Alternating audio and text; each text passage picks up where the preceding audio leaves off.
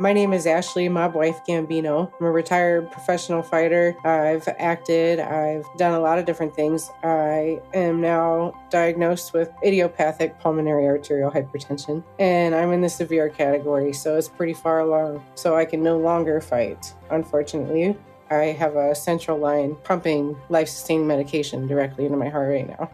I performed on Fremont Street for 2 years when we first moved to Las Vegas. As a fighter, I would hand people a pair of boxing gloves, provided they weren't belligerently drunk, and they agreed to the rules, which were we weren't supposed to actually hit each other, and we would shadowbox each other. But of course, that turned real more often than not. That was a lot of fun. From there, I debuted in MMA for Tough Enough here in Las Vegas, and then I became pregnant with my second daughter, and 7 months after I had her, I debuted in professional boxing for a short notice fight to help them save a card. I have 2 kids. I have Carmela. She's my oldest. She's 9 years old. My youngest is Carmine. He's 3. We lost Katana. She would be 5 right now. I was going to have a baby when I was diagnosed with this. I was very pregnant, and unfortunately, I lost her due to the complications of this disease. I lost my daughter Katana to the incredibly rare disease called acute leukemia. It can be very fast acting. In her case, it was very fast acting, and it took her very suddenly from us. It happened almost exactly a month right before my diagnosis. She passed away right after Thanksgiving, and I was diagnosed a month later. I was having these issues where I was trying to be an Uber driver. The shortness of breath is the biggest thing. I was also pregnant at the time. And I would drive for 1 day and then I would sleep for literally 2 or 3 to make up for my energy loss.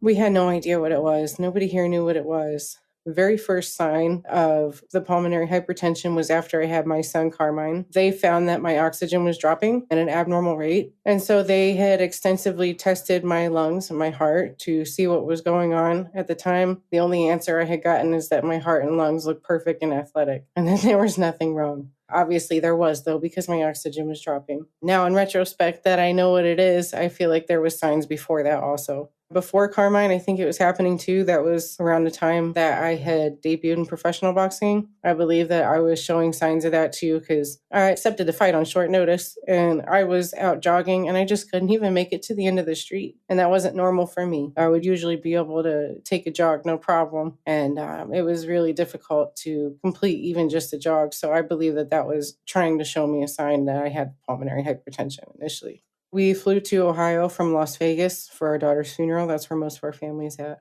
During that time period, I was having a very hard time making it up a flight of stairs. I would have to take 3 breaks, even just to get up 1 flight of stairs. My oxygen would drop all the way into the 80s, moving from one room to the other. I had the oxygen tests due to recognizing that my oxygen was dropping after I had Carmine. I went to the hospitals seeking help, knowing that I at least needed oxygen, if nothing else. I didn't know what else to ask for at the time. They had sent me home. I mean, there was nothing they could do for me. I didn't even get oxygen. And so that took 3 tries going to different hospitals before I finally got transferred to a bigger hospital. And then even that hospital almost sent me home too. But luckily there was one doctor that had saw my echo and recognized that my heart was enlarged. If you know something's wrong with your body, then that means something's wrong with your body. Even if a professional disagrees with you and you know something's wrong, you have to keep advocating for yourself. Because if you don't, it's impossible to get the proper help. The immediate plan of action was a whole team of doctors came in looking at me sad because they had to tell me that I had to lose my daughter in order to survive. I didn't know it was a little girl yet. I had to find out it was a little girl right before I lost her. That was probably the hardest decision I've ever made in my life. When you have pulmonary hypertension, getting pregnant is basically a death sentence. I feel very lucky to survive Carmine's birth, possibly Katana's through pulmonary hypertension. And I would not have survived with our new baby Rain, we named her. If I would have even waited another week to try and get her to be able to survive. They weren't confident at all that I would survive. They couldn't even believe I was alive by the time I got in the hospital. They wouldn't even put me into labor, so I didn't even get a chance to hold her because I wanted to just be put into labor. I didn't want to go any other route, but I had no choice, unfortunately. I had to be stoic as I possibly could in order to survive that situation for my husband and my 2 children that are still here with me. And so here I am.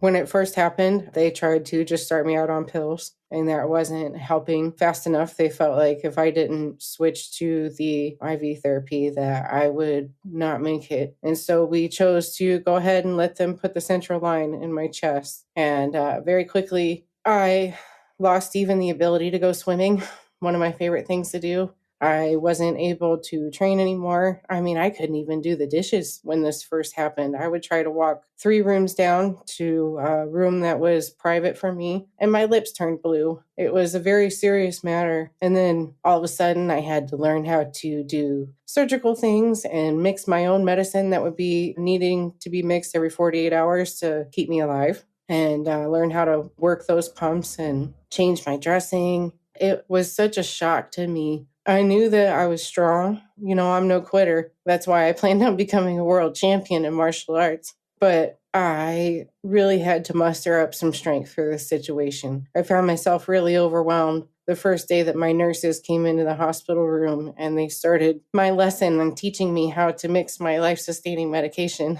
I had just gotten out of my first real shower after being in the ICU and everything. And it was just, it was very hard to deal with, but I did. I also had a completely torn apart knee. I don't really talk about that very much. I was pregnant. I couldn't fix it.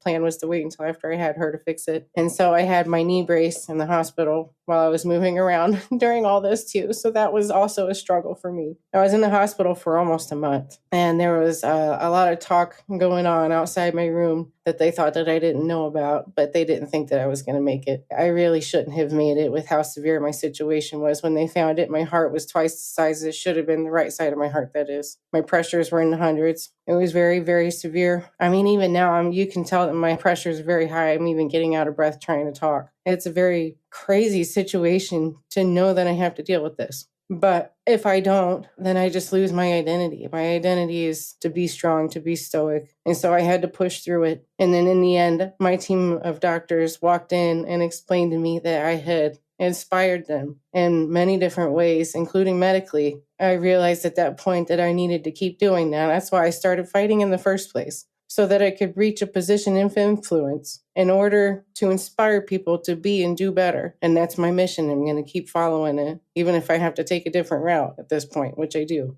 It's definitely a continual battle. I have used my skills from fighting to help save me during one of my right heart catheterizations, which is, by the way, the only way to read the actual pressure in your heart. My heart wasn't happy. I was conscious. I only requested the local anesthetic. I refused any type of sedation because I don't feel like my heart can handle it. And I had to use my fighter skills to calm my heart down.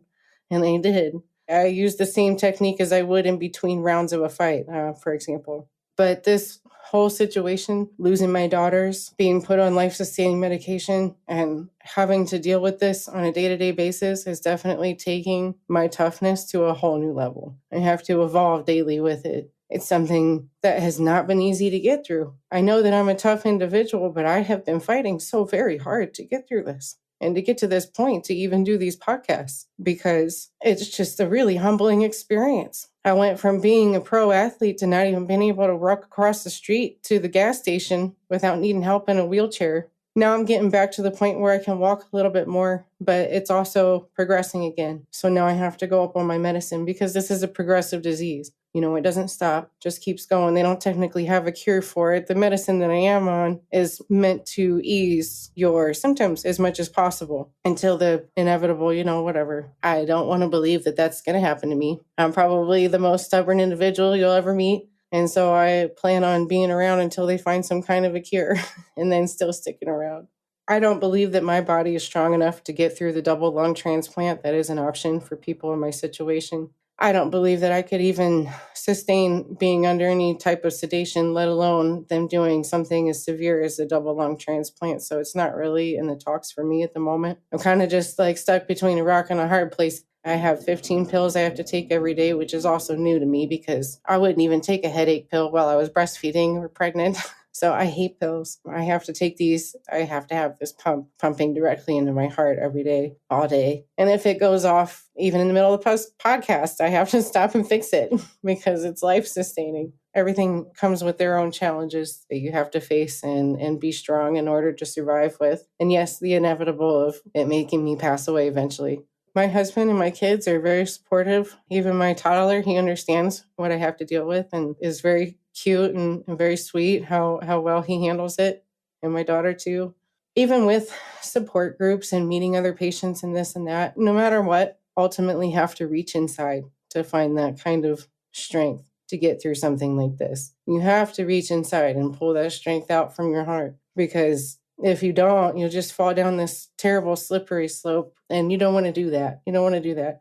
Even in a situation like we're in with life-sustaining medication, you have to find purpose somewhere. You're still here for a reason, so you have to keep fighting and keep yourself here and find that reason and exploit it. You know, I've had a goal for years to make appearances and do speeches. I'd like to go to schools and do it. I'd like to do it in any public setting, really. I just want to share my story and awareness of what happened to me, maybe what could be happening to one of your family members in a way that you could help save them. Because if it gets ignored, then it'll ultimately end up killing somebody. It could have easily killed me and my daughter if I didn't keep trying asking for help. She would have suffered a lot more than she had to. And it would have been just a terrible situation for my family. So you have to advocate for yourself. You have to reach out. So that's my goal. I want to do motivational speeches. I want to go out and do speeches to the best of my ability, even though they'll probably knock me on my butt for the next 2 days after that speech. I want to keep doing this. I want to keep sharing my story. The most powerful thing that I have powering me and any type of courage that I have right now is my love for my family. That is the ultimate power that I have, is my love and their love for me. And besides that, I also have a desire to reach out and share that with other people.